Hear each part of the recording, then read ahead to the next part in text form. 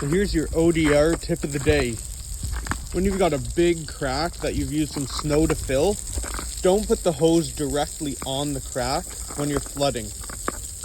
Run it along beside and let the pool of water absorb into the snow, into the fill. That way it doesn't splash, it doesn't ripple, it doesn't push the snow out of the crack. It stays flat, it stays firm.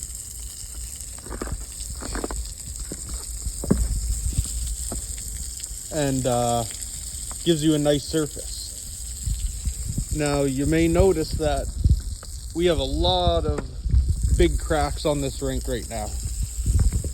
And that happens when you get extreme cold weather. We are, right now, I believe it's about minus 23 degrees Celsius, minus 27 degrees with the wind chill.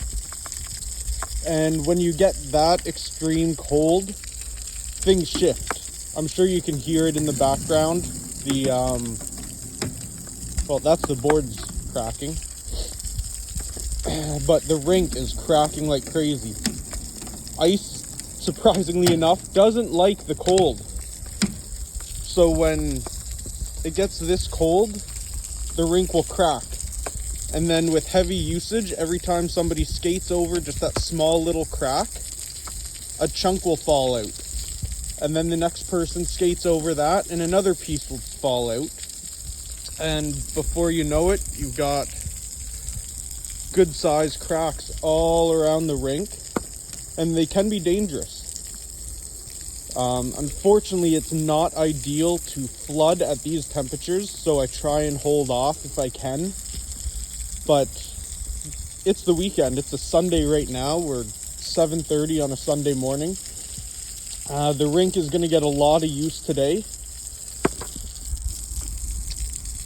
And rather than have a rink full of cracks, divots, and holes, we are flooding and hoping for the best. But as you could hear, the rink is cracking even more as we're doing this.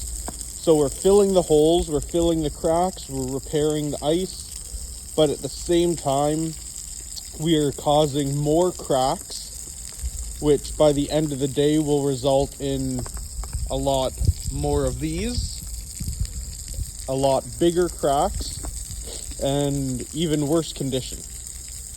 So it's kind of a double-edged sword.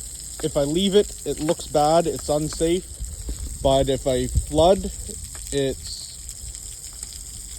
not ideal. And another drawback of flooding when it's this cold is each pass, I'm not sure if you can see, the rink, the fresh flood actually freezes before you get back on your next pass. So it about every 10 to 15 feet there's a ripple, I don't know what you'd call it, a variance. You can see each pass I've done because the previous one has frozen before the next one gets there. So it's not ideal. Professionally, it's not ideal. Also, personally, I don't like playing with I don't like playing with water when it's this cold. It's not fun. You gotta hold the hose with your bare hands so your gloves don't get wet. So yeah, here we are, 7:30 on a Sunday morning, and the rink will be ideal. It might not be 100% ready for opening at 8, but also another consideration is when it's minus 20, minus 23, minus 24, we're probably not going to have a lineup of people here at 8 a.m. ready to go skating. I know as a parent, I won't be.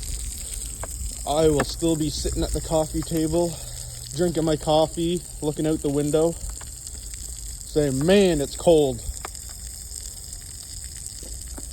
Anyways, thanks for watching, guys. It's my tip of the day.